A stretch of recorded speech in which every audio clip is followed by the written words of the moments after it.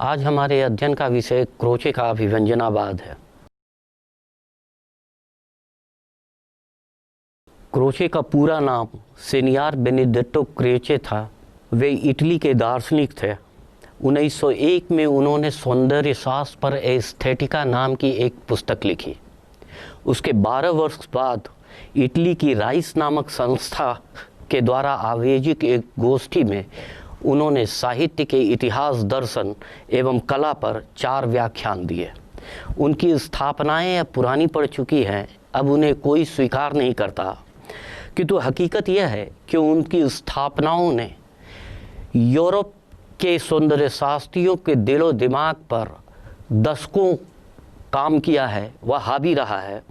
और कला, जो यह मानते थे कि कला की दुनिया भौतिक प्रपंचों से मुक्त एक स्वतंत्र और स्वायत्त दुनिया हुआ करती है, उसमें जागतिक गतिविधियों का कोई हस्तक्षेप नहीं होता। उस विचार को आज कला के लिए या अभिव्यंजनावाद का नाम दिया जाता है। क्रोचे ने कला को सहजानुभूति कहा, जो स्वतः गीतात्मक होती है, जो अन्य अनुभूतियों से कलात्मक अनुभूतियों को भिन्न करती है। कलात्मक अनुभव भौतिक अनुभवों से भिन्न है, क्योंकि भौतिक परिवेश में जन्मे हुए विचारों का संबंध प्रत्ययमूलक यानी अवधारणात्मक होता है और वह उसी के प्राधिकार भी है। अतः मनुष्य द्वारा सोची गई बुद्धि का व्यापार है वह। इसलिए जिस अनुभूति को कला प्रदर्शित करती है वह जीवन जगत से निरपेक्ष होने के कारण निराली भी होती है और जीवनानुभवों से भिन्न भी होती है। क्रोचे ने जीवनानुभूति एवं कलानुभूति के बीच एक फांक को स्वीकार किया। जीवनानुभूति का संबंध सुख दुख की प्राप्ति और निवृत्ति से है, इसलिए इस विशिष्ट अर्थ में कला जीवनानुभूति नहीं हो सकती, क्योंकि उसका संबंध यूटिलिटेरियन यानी उपयोगितावादी पक्ष से है और कला उपयोगितावाद का बाना धारण नहीं कर सकती। दूसरे शब्दों में कलानुभूति एवं जीवनानुभूति के बीच कोई तारतम्य नहीं है। कलात्मक अनुभूति इसलिए उस व्यावहारिक अनुभवों से, जीवनानुभवों से भिन्न होती है कि वह स्वतः स्फूर्त तरीके से अपने को अभिव्यक्त करते हैं। क्योंकि समस्त नैतिक व्यापार एन एक्ट ऑफ विल यानी इच्छाओं का कानून होते हैं, इसलिए वे किसी नीतिज्ञ या दर्शन शास्त्र का आदर्श तो हो सकते हैं, कला के नहीं हो सकते। किंतु इस संदर्भ में सबसे महत्वपूर्ण है क्रोचे के द्वारा किया गया कला संबंधी ज्ञान और तर्क संबंधी ज्ञान का द्विविभाजन। एक को सहजानुभूत ज्ञान उन्होंने कहा और दूसरा को बुद्धिपरक अवधारणात्मक ज्ञान की संज्ञा दी। गर्म वस्तु को छूने से जलन होती है, यह सहजानुभूत ज्ञान है, किंतु अधीनस्थ वर्गों का शोषण या वर्ग संघर्ष प्रत्ययमूलक ज्ञान है। पहले का संबंध जहाँ कल्पना प्रसूत ज्ञान से है, जो काव्य, संगीत, नृत्य और कला की अन्य विधाओं से मिलता है, उसे हम मनोभाव के रूप में ही प्राप्त कर सकते हैं। कहने का मतलब यह है कि अवधारणात्मक ज्ञान तर्क और बुद्धि एवं विवेक पर आधारित होता है। वो दार्शनिक सूत्र वचनों के द्वारा अभिव्यक्त होता है, अथवा उसे कहें तो एक विकल्पात्मक बुद्धि भी कह सकते हैं। किंतु कला की सहजानुभूति से प्राप्त होने वाला ज्ञान इस अर्थ में लालित्यपूर्ण होता है कि वह अपने अभिव्यक्ति के रूपों को लेकर जन्म लेता है, जिस पर थोड़ी देर बाद ठहर कर हम विस्तार से बातचीत करेंगे। मस्तिष्क तथा सहज ज्ञान, तर्क तथा कल्पना ज्ञान के ये 2 मुख्य स्रोत हैं। ये स्रोत परस्पर भिन्न ही नहीं बल्कि एक दूसरे के विरोधी भी हैं। क्रोचे बताते हैं कि सभी ज्ञान अभिव्यंजना है, किंतु सभी अभिव्यंजना कला नहीं होती है। सिर्फ सहज ज्ञान ही लालित्यपूर्ण अभिव्यंजना के विषय होते हैं और वही कला कहलाने के हकदार भी होते हैं। इस संदर्भ में स्वयं क्रोसे के द्वारा रखी गई स्थापनाओं से परिचय प्राप्त करना ज़्यादा उपयोगी होगा, जिसे मैं आपके सामने रखना चाहूँगा। क्रोसे कहते हैं कि मस्तिष्क और सहज ज्ञान तथा तर्क और कल्पना ज्ञान के ये दो प्रमुख स्रोत न केवल एक दूसरे के विरोधी हैं, बल्कि एक दूसरे से भिन्न भी है। अपनी बात को समझाते हुए वे कहते हैं कि इनकी परस्पर भिन्नता और शत्रु भाव को इस प्रकार समझा जा सकता है। उन्होंने लिखा, सहजानुभूति कला प्रत्ययमूलक ज्ञान का खंडन है। ध्यान दे, सहजानुभूति कला प्रत्ययमूलक ज्ञान का खंडन है। वह इसलिए खंडन है कि सहजानुभूति का संबंध लालित्यपूर्ण ज्ञान से है, जो कि कलाओं के द्वारा प्राप्त होता है, और अवधारणात्मक ज्ञान का संबंध दर्शन शास्त्र और विज्ञान से है, जिसे कि विशुद्ध विकल्पात्मक बुद्धि का व्यवसाय कहा जा सकता है। अपने सच्चे अर्थ अर्थात दार्शनिक रूप में प्रत्ययमूलक ज्ञान यानी कंसेप्चुअल नॉलेज नित्य यथार्थवादी होता है। इसका ध्येय या तो असत्य के विरुद्ध सत्य की स्थापना करना होता है, या उस सत्य के अंतर्गत निविष्ट करके और उसी का एक उपाश्रित अंग मानकर असत्य का अपक्षय करना। पर सहजानुभूति का अर्थ है किसी चित्र का चित्रमय रूप में ग्रहण करना, चित्र की नितांत आदर्शमयता जो चित्रकार मन में पहले से ही अस्तित्व में है। इस ज्ञान की उपमा काल्पनिक जीवन के स्वप्न से दी जा सकती है और दर्शन की उसके जागरण से। अतः सहजानुभूतात्मकता और प्रत्ययमूलक अथवा बुद्धिपरक ज्ञान परस्पर विरोधी होते हैं। थोड़ी गंभीर या यूं कहें जटिल और उलझी हुई भाषा में क्रोसे प्रत्ययमूलक ज्ञान और सहजानुभूति से प्राप्त होने वाले ज्ञान के फर्क को समझाते हैं। वह कहते हैं कि प्रत्ययमूलक ज्ञान में सत्य और असत्य का दावा परस्पर संघर्षरत स्थिति में होते हैं, द्वंद्व रूप में होते हैं, जिसमें एक का क्षय और दूसरे की स्थापना होना आवश्यक है। जैसे उदाहरण के तौर पर मनुष्य एक सामाजिक प्राणी है। यह एक प्रत्ययमूलक ज्ञान है। सामाजिक विकास के साथ एक समाज क्षरित होगा, दूसरा नया समाज अस्तित्व में आएगा। यह विकास का सामान्य नियम है।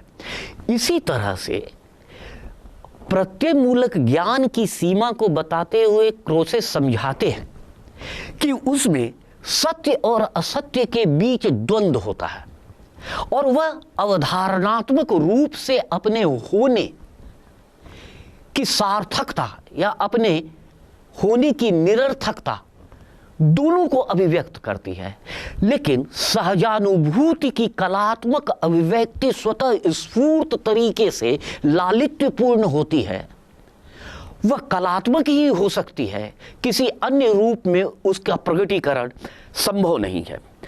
उन्होंने आगे लिखा, आदर्शमयता यानी वह गुण जो सहजानुभूति को प्रत्यय से, कला को सामान्य प्रत्यय का प्रतिपादन करने वाले दर्शन और घटना विवरण से, इतिहास से अलग करती है, कला की अपनी विशिष्टता है। गोया कि कोसे यह समझाने की कोशिश करते हैं कि कला की एक आदर्शमय लालित्यपूर्ण स्थिति होती है और यह लालित्यपूर्ण स्थिति से अलग होकर कला की अवस्थिति और उसका अस्तित्व संभव नहीं है। लालित्यपूर्ण अस्तित्व से अर्थ यह है कि वह बिना किसी भेदभाव के समभाव से सौंदर्यानुभूति का रसपान कराती है। उसमें सौंदर्यानुभूति में स्तर भेद नहीं हो सकता। इसलिए आदर्श में सौंदर्यानुभूति की स्थिति में किसी भी तरह का आनंद की पद सोपान क्रम स्थिति का अभाव होता है। जो ही आगे उन्होंने बताया, उस आदर्शमयता से चिंतन और निर्धारण का विकास होता है त्यों ही कला छिन्न भिन्न हो जाती है। उनका कहना यह है कि इस आदर्श में लालित्यपूर्ण आनंद प्रदान करने की स्थिति से जैसे ही हम डिविएट करते हैं, जैसे ही हम अलग हटते हैं, वैसे ही कला की कलात्मकता नष्ट हो जाती है। गोया की कला की जो कलात्मकता है, जो आदर्शमयता है, वह प्रत्यक्ष ज्ञान के विरोधी तो है ही, बल्कि वह प्रत्यक्ष ज्ञान यानी अवधारणा मूलक या प्रत्यय मूलक ज्ञान का निषेध भी करता है। और अगर वह इस स्थिति में अगर वह प्रत्यय मूलक ज्ञान का संबल पकड़कर आगे बढ़ता है तो उसका मर जाना, उसका नष्ट हो जाना अवश्यंभावी है, वह छिन्न मूल्य हो जाएगी।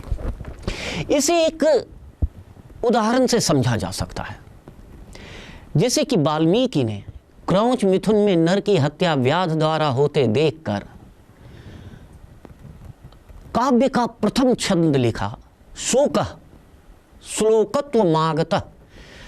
कवि का शोकबद्ध हृदय श्लोक के रूप में फूट पड़ा और फिर मां निषाद प्रतिष्ठाम त्वम कि वह मर्म वाणी जिससे किसी भी तरह की अवधारणात्मक बुद्धि विश्लेषणात्मक प्रक्रिया और प्रत्ययों का अभाव है, कविता की मर्म वाणी बन गई।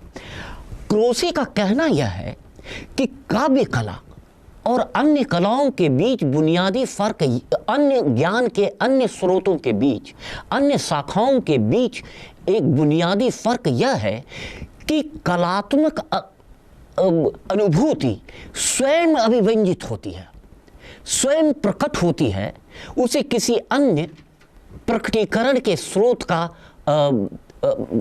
साधन उपलब्ध कराने की आवश्यकता नहीं होती। किंतु जो प्रत्यक्ष मूलक ज्ञान है, जो अवधारणात्मक ज्ञान है, जो जीवनानुभूतियों के दैनंदिन प्रत्यक्ष ज्ञान का विषय है, उसकी अभिव्यक्ति हम बिना विचार परक ज्ञान के नहीं कर सकते हैं। उन्होंने आगे कहा कि दरअसल कला में उस चिंतन का अभाव होता है जो पुराण के लिए अनिवार्य है, यानी पुराण तर्क वितर्क, बुद्धि विवेक, विश्लेषणात्मकता और अवधारणात्मकता का संबल पकड़कर आगे बढ़ता है, जबकि साहित्य और कला सहजानुभूति के होने के कारण लालित्य का और कल्पना का पल्ला पकड़कर आगे बढ़ता है। कला में उस आस्था का अभाव है जो चिंतन तत्व से उत्पन्न होती है। कलाकार अपने चित्र में न तो विश्वास व्यक्त करता है और न अविश्वास, बस वह केवल सृजन करता है। यह कह के कि कला न तो अपने सृजन में न तो किसी वस्तु के प्रति अपना विश्वास प्रकट करता है और न अविश्वास प्रकट करता है। क्रोशी ने कला की एक स्वायत्त संरचना की सिफारिश की, उसकी एक अप्रतिम दुनिया, एक संपूर्ण आनंद मूलक संरचना की उन्होंने वकालत की। आगे उन्होंने कहा कि सिर्फ ज्ञान ही लालित्यपूर्ण अभिव्यंजना के विषय हैं, सिर्फ सहज ज्ञान ही लालित्यपूर्ण अभिव्यंजना के विषय हैं और वही कला हो सकती है। इस संदर्भ में स्वयं जो उन्होंने स्थापना रखी है उसे मैंने अभी आपके समक्ष प्रस्तुत किया और उस विश्लेषण के आधार पर क्रोचे का यह अखंड विश्वास निर्मित होता है कि कलाकार में के मन में, मानस में अनेक तरह के संवेग, अनेक तरह की अनुभूतियां निरंतर संयोजित होती रहती हैं और वह उन अनुभूतियों का, उन संवेदना का मन के भीतर ही आस्वादन लेता रहता है। वह कला जो नीति, दर्शन या कानून पर आधारित होती है, वह फिर नीति, दर्शन या कानून ही होती है, वह कला नहीं हो सकती। यह दोनों के बीच का एक बुनियादी फर्क बताया उन्होंने। क्रोचे का मानना है कि सहजानुभूति के रूप में कला अवधारणात्मक या प्रत्ययमूलक ज्ञान से भिन्न होती है। इसलिए नग्न या यूं कहे कि ठेठ अभिव्यंजना का संबंध विचार दर्शन से और अलंकृत अभिव्यंजना का संबंध काव्य और कला के लालित्यपूर्ण अभिव्यंजनात्मक रूपों से हुआ करता है। वह स्पष्टतः बताते हैं कि वे युग कलात्मक विकास की दृष्टि से अत्यंत निकृष्ट होते हैं, अनुर्वर होते हैं, जिनमें गणित और भौतिक विज्ञान के शाखाओं का प्राबल्य होता है। यह देखें, यहां आते आते एक तरह से क्रोसे जो है वे अब ज्ञान विरोधी रुख भी अख्तियार कर लेते हैं। आचार्य शुक्ल ने क्रोसे की कड़ी आलोचना काव्य में अभिव्यंजनावाद नामक अपने निबंध में की थी और यह बताया था कि क्रोचे जो है वह सहजानुभूति ही नहीं, स्वयं ज्ञान के वस्तुमूलक आधार से ही इनकार करते हैं। ज्ञान के विस्तार के साथ ही भाव क्षेत्र का विस्तार जुड़ा हुआ है, यह आचार्य शुक्ल की स्थापना है। ज्ञानात्मक संवेदना भावनात्मक संवेदना का विस्तार करती है, यह मुक्तिबोध की स्थापना है। लेकिन इन सब से अलग हटकर, इनसे बहुत पहले क्रोचे ने यह स्थापना सामने रखी कि दरअसल दैनंदिन जिंदगी के अनुभवों से कलात्मक अनुभवों का इस मायने में कुछ लेना देना नहीं है, और लेना देना ही नहीं, वे परस्पर एक दूसरे के विरोधी होते हैं, तो इसलिए कि दोनों प्रकृतितः भिन्न होते हैं। एक का आधार प्रत्यक्ष अनुभूति है, एक का आधार विश्लेषणात्मक ज्ञान है, और दूसरे का आधार एक लालित्यपूर्ण अनुभव है, जिसे कि सिर्फ सृजनकर्ता सृजन के क्षणों में भोगता है और आस्वादक आस्वाद के समय में भोगता है।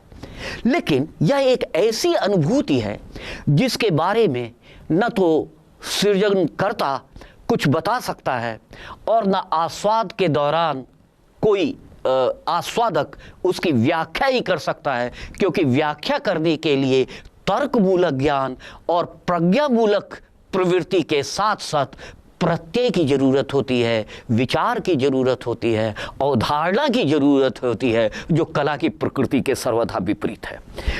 क्रोचे का कहना यह है कि अभिव्यंजना सिर्फ रूप की होती है, ध्यान देने की जरूरत है। क्रोचे ये स्पष्ट रूप से यह मानते हैं कि कला में अंतर्वस्तु नाम की कोई चीज होती ही नहीं है। जो कुछ भी होता है वह कला का रूप ही होता है, और कलात्मक सृजन के पल में अभिव्यंजना की निसर्ग क्षमता अभिव्यक्त होती है। रेखा, रंग, ध्वनि, चित्र, संगीत, कूची, कलम, वाग्मिता आदि के माध्यम से, सहयोग से अभिव्यंजना की क्रिया पूरी होती है, क्योंकि सहजानुभूति अभिव्यंजना के रूपों के साथ ही जन्म लेती है। इसलिए उन्होंने कहा कि कलात्मक अनुभूति स्वतः स्फूर्त तरीके से अपने द्वारा निर्धारित रूपों में ही अभिव्यक्त होती है।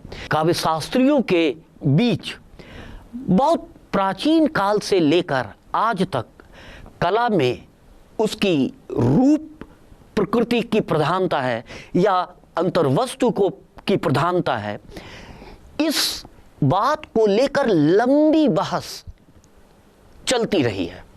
ये 19वीं शताब्दी के प्रारंभिक दशक में आकर, 20वीं शताब्दी के प्रारंभिक दशक में आकर क्रोचे ने इस पुरानी बहस को एक बार फिर से जीवित किया और उन्होंने बताया कि कला के क्षेत्र में जो कुछ भी महत्वपूर्ण है वह रूप ही है। वह इसलिए महत्वपूर्ण है कि हर सहजानुभूति अपनी अभिव्यक्ति के साथ अपने अनुकूल रूप को ही लेकर जन्म लेती है। रूप ही अभिव्यक्त होता है, रूप ही अभिव्यंजित होता है, रूप ही संप्रेषित होता है। अंतर्वस्तु की वहां पर कोई भूमिका नहीं होती है। क्योंकि सहजानुभूति और अभिव्यंजना दोनों अभेद होते हैं।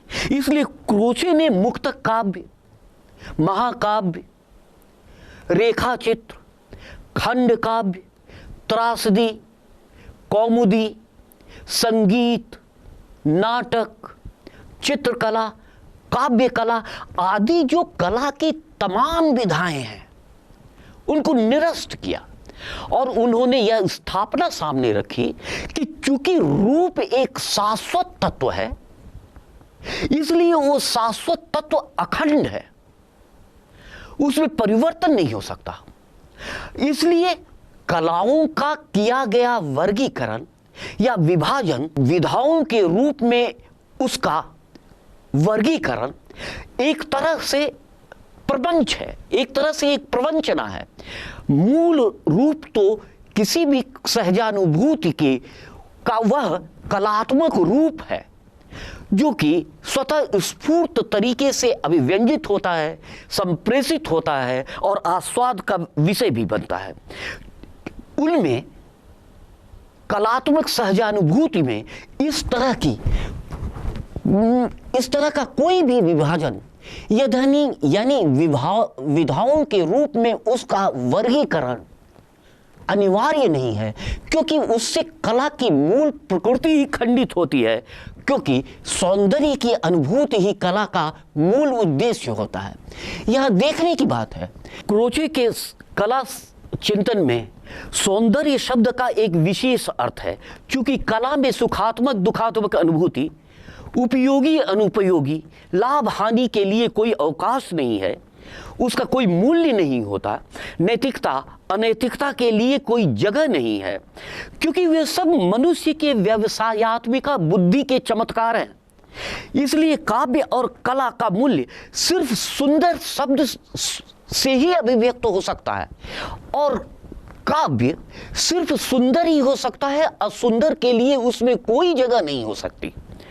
सुंदर से यहां अभिप्राय उन्होंने स्पष्ट कर दिया है, सिर्फ रूपात्मक अभिव्यक्ति के कौशल से है। ध्यान देने योग्य बात है ये कि क्रोशी की दृष्टि में वही काव्य, वही कला सुंदर है जो कि रूपात्मक अभिव्यंजना की दृष्टि से अपने कौशलपूर्ण ढंग से एक प्रभावशाली इंद्रजालिक दुनिया को खड़ा करती है, रचती है। उसका संबंध किसी भौतिक जगत, किसी भौतिक वस्तु या यूं कहें उसके सौंदर्य से नहीं है।